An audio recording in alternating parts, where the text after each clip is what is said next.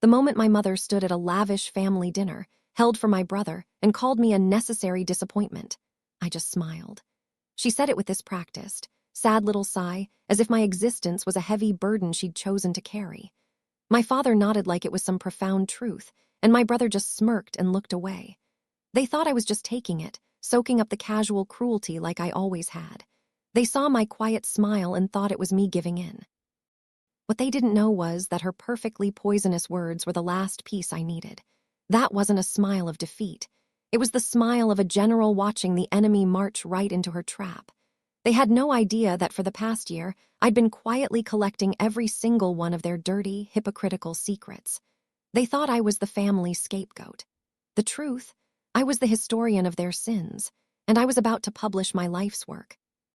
Let me tell you how I used their own lies to burn their perfect world to the ground. I think my official job as the family scapegoat started when I was 5. A truly hideous, ornate vase, a wedding gift my mother loved more for its price tag than anything else, ended up shattered on the floor. My older brother, Mark, the golden child, was the one who did it, sending it flying with a baseball he had no business throwing in the house. I still remember the sound, a sharp, crystalline crack that seemed to echo forever. When my parents rushed in, Mark, with the smooth, easy deceit of a born manipulator, just pointed a chubby finger at me. "Clara did it," he said, his eyes all wide and innocent. I tried to defend myself, my little voice trembling, but it was no use. My mother didn't even glance at the evidence, the baseball still rolling to a stop near the wall. She just looked at me, her face like a mask of cold fury. I was grounded for a month. Mark got ice cream for his honesty. The roles were cast that day, and the play was set for the next 20 years. My childhood was basically a masterclass in learning how to be invisible. I learned to live in Mark's shadow, the sun our entire family orbited. His wins, no matter how small, were reasons for huge celebrations. I remember him getting a C on a paper, and my father slapped him on the back, booming about how Mark's a doer, not a bookworm. He's got real-world smarts. They had a special dinner for him that night. A couple of weeks later, I won a statewide literary award with a small scholarship attached. When I showed my mother the certificate, she glanced at it, put it down on the counter next to a pile of junk mail, and said, "That's nice, dear. Just try not to get a big head about it. Humility is important." The certificate was never framed or mentioned again. The message was crystal clear. His mediocrity would always outshine my excellence. My parents were obsessed with their public image, the perfect, wealthy, charitable family. My father, who ran his inherited business with an iron fist, talked a lot about integrity. My mother, who chaired charity committees and threw flawless parties, preached about family loyalty. And Mark was their masterpiece, the handsome, charming heir who would one day take over. I was the blemish, the sensitive one, the one who was too emotional. In the story they told the world, I was the part they couldn't control, so they just tried to erase me. My opinions were dismissed, my feelings were invalidated, and my presence was just tolerated. I was a ghost at my own family's table, a prop to make them look patient and my brother look perfect. They used me as a dumping ground for their own failures. If my father lost a deal, the tension in the house would be thick enough to choke on until he found a reason to lash out at me, my grades, my attitude, a messy room. It was like a release valve for his anger. My mother, obsessed with what other people thought, policed every little thing about me. "You represent this family, Clara," she'd hiss if I wore something she decided was out of fashion. "Try to look like you belong." But the thing about being invisible is that you learn to see everything. While they were busy performing, I was watching. I saw the slight tremor in my father's hands after a tough phone call. I saw my mother hiding pill bottles in the back of her expensive purses. I noticed the panicked, whispered fights that would stop the second I walked into a room. They thought I was just the quiet, sad daughter in the corner. They never suspected I was a detective in training, filing away every lie and every crack in their perfect image. They were so busy making me the villain of their story, they didn't realize I was the only one who knew the whole truth. And that knowledge, I was starting to realize, was a weapon. They just hadn't given me a reason to use it. Yet. The only person in my family who ever really saw me was my grandmother, my father's mom. She was made of tougher, more honest stuff than her son. She had a sharp wit and eyes that didn't miss a thing.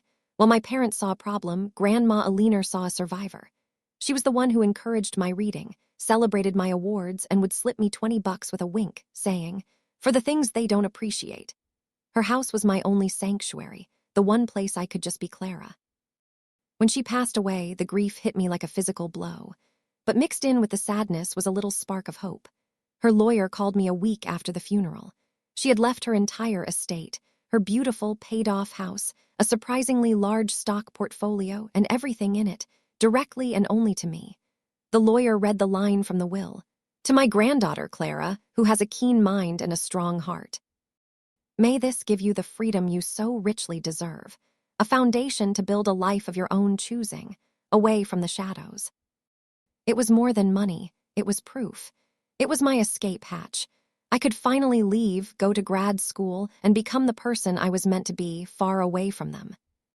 When I told my parents, their reaction wasn't what I expected. There was no happiness for me, just cold, simmering rage. "This is a mistake," my father said, his face ashen. "Mother must have been confused." My mother was blunter. "That's a ridiculous amount of money for a girl your age, Clara. You can't manage it." Then came the performance. They sat me down in the formal living room, the one for important guests and bad news. Mark was there, looking all serious and responsible. "Clara," my father started, his voice dripping with fake concern. "Mark's new business, it's at a critical point. He needs a big capital injection. This is the future of the family." My mother put a hand on my arm, her touch like ice. "We're a family, darling. We support each other. What's yours is ours. That's loyalty." Mark, the golden boy, finally spoke. "I wouldn't ask if it wasn't important, Clara. It's a sure thing. You'll get it all back plus interest. Think of it as an investment. In me, in us." They wore me down for a solid week. It was a psychological siege, expertly executed after years of practice. There were tears from my mom, lectures about duty from my dad, and promises of a partnership from my brother. They twisted my emotions until I felt selfish and guilty. Finally, exhausted and full of a lifetime of self-doubt, I gave in. I would loan the money from the house sale to Mark. My father handled the paperwork. He showed up with a huge stack of documents and a notary he knew. "Just a standard loan agreement," he said, flipping through the pages way too fast. "And this one moves the stock portfolio to the family trust for simpler oversight. It's temporary, just until Mark's business is a success." I was an idiot. So desperate for a single moment of their approval, I let my guard down. I trusted them. I signed where he pointed, my hand shaking. 2 months later, the whole illusion shattered. I was scrolling through social media and saw a post from Mark's friend, a picture of my brother next to a brand new 6-figure sports car, champagne in hand. The caption, "To my boy Mark, killing the game, first big purchase with the new company profits." Profits? His company hadn't even launched. It wasn't an investment. It was his personal piggy bank. I drove to my grandmother's house, the house that was supposed to be mine. A sold sign was stabbed into the lawn. My heart pounding, I looked up the property records online. Sold 3 weeks ago. Then I checked the portfolio. Liquidated. Every penny gone. I called the lawyer who handled the will. He hesitated, but he confirmed my worst fears. The papers I signed weren't for a loan. They were irrevocable asset transfers. I hadn't loaned them a thing. I had given it all away. They had used fraud and emotional manipulation to steal my inheritance. That night, sitting in my tiny apartment, the silence was deafening. The grief for my grandmother was now buried under the white-hot agony of betrayal. It wasn't just the money. It was how deep their deception went. They saw my one chance at freedom, the one symbol of love I had, and they systematically and legally stole it. They hadn't just cheated me. They had erased my grandmother's final wish. They had erased me. The tears never came. Instead, a strange, chilling calm washed over me. The girl who wanted their approval was gone. The part of me that hoped for a family that would love her died that night. In her place, something else was born, something cold, patient, and methodical. They thought they had won. They thought they had taken everything. But they'd forgotten one thing. They left me with all their secrets, and I was finally ready to use them. The first rule of my new life was to play the part they'd written for me. I became the broken, defeated daughter. I called my father, my voice thick with fake tears, and apologized for doubting them. He lectured me on trust, completely buying it. To them, it was just the natural order of things being restored. This was my cover. While they saw a broken girl, I was quietly turning myself into a weapon. My war started in the attic, the place where family secrets go to die. Saying I wanted to make a sentimental photo album, I spent a weekend digging through 25 years of junk. I found boxes of my father's old business files, my mother's letters, Mark's school reports. They saw trash. I saw an arsenal. My first breakthrough came from my grandmother's diaries, which I'd thankfully grabbed from her house before they sold it. Tucked inside the pages from 1998 was a folded, yellowed letter from her to my father. "You cannot keep borrowing from the company, John," it read. "This isn't just bad business, it's theft. This addiction of yours will ruin us all. You have to get help before you destroy what your father built." Addiction, borrowing, it was a thread. I started pulling. That led me to the boxes of old company financials. I spent my nights poring over ledgers from the late 90s, teaching myself forensic accounting from online videos. A pattern started to emerge. Large, weird consulting fees paid to shell companies that didn't exist. Inflated invoices for materials. It was messy at first, but he got better at hiding it over the years.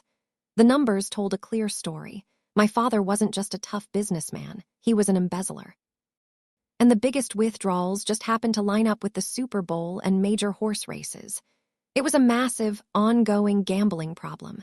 The desperate need for my inheritance suddenly made perfect, sick sense. It wasn't for Mark's business. It was to plug a multi-million-dollar hole in the company finances before the yearly audit. With Dad's secret in hand, I moved on to Mom, the queen of appearances. In a hat box labeled University Memories, I found a bundle of letters tied with a ribbon. They weren't from my father. They were from a professor named Thomas. They detailed a passionate affair from the year before she met my dad. But the last letter was different, frantic. "You can't just disappear, Catherine," it begged. "What about the baby? You can't just give our child away as if he never existed." I sat there on the dusty attic floor, a secret child, given up for adoption. My mother's obsession with a flawless family wasn't about perfection. It was a fortress she built to hide her shame. Mark wasn't just the golden child, he was the replacement. Finally, Mark. His part was almost too easy. I knew his business was a joke, but I needed proof. I made a fake online profile, a rich, naive investor. I emailed him about his company, Innovest Holdings, and he took the bait immediately. In a series of emails and one recorded phone call, he laid out his entire fraud. He bragged about a proprietary algorithm. It didn't exist. Guaranteed returns impossible, and his list of high-profile clients all fake. He was running a classic Ponzi scheme, using new investor money to pay off the old ones. My inheritance was the seed money that made his scam look real. I had the ammo, but I needed an ally. My research led me to David Chen, my father's old CFO, who had been abruptly retired 5 years ago. I found him running a small accounting firm in the next town over. I went to see him and laid out what I knew. At first, he was defensive, but as I showed him my proof, his face changed. He sighed, a sound of pure exhaustion. "Your father fired me because I wouldn't sign off on the annual report," David admitted. "I told him he was going to prison. He said he'd ruin me."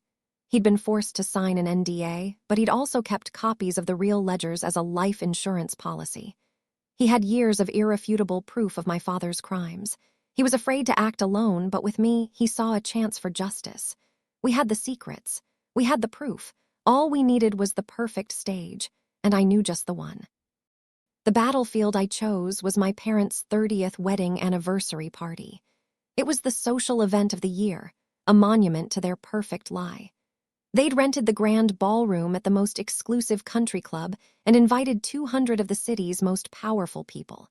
It was a temple to their hypocrisy, and I was about to burn it to the ground. In the months leading up to it, I played the part of the perfect daughter. I helped my mom with the guest list. I acted excited about flower arrangements. I even went dress shopping with her, smiling through her comments like, "Oh, Clara, that color washes you out. Let's find something less severe." I just smiled and let her pick out a pale beige dress for me, the color of invisibility. They thought I had finally accepted my place. They were comfortable. Perfect. The night of the party, the ballroom was a glittering sea of diamonds and fake smiles. My father was holding court by the bar, my mother was drifting through the crowd accepting compliments, and Mark was surrounded by admirers. I stood at the edge of the room, feeling perfectly calm. The beige dress was my camouflage. Nobody even noticed me. My plan kicked off just before 9 p.m. As my father was raising a glass for a toast, my ally, David, sent the files. The complete, unedited proof of my father's embezzlement, the secret ledgers, the offshore accounts, went to every single board member, their corporate lawyers, and a special tip line at the IRS. A few minutes later, I saw my father's phone light up. The smile on his face froze. He excused himself and walked quickly to the lobby. Through the glass, I saw his face turn a sick, ashen color as he scrolled. His world was dissolving in his hands. Next, at 9:30, it was time for the tribute to the happy couples slideshow that I'd personally edited.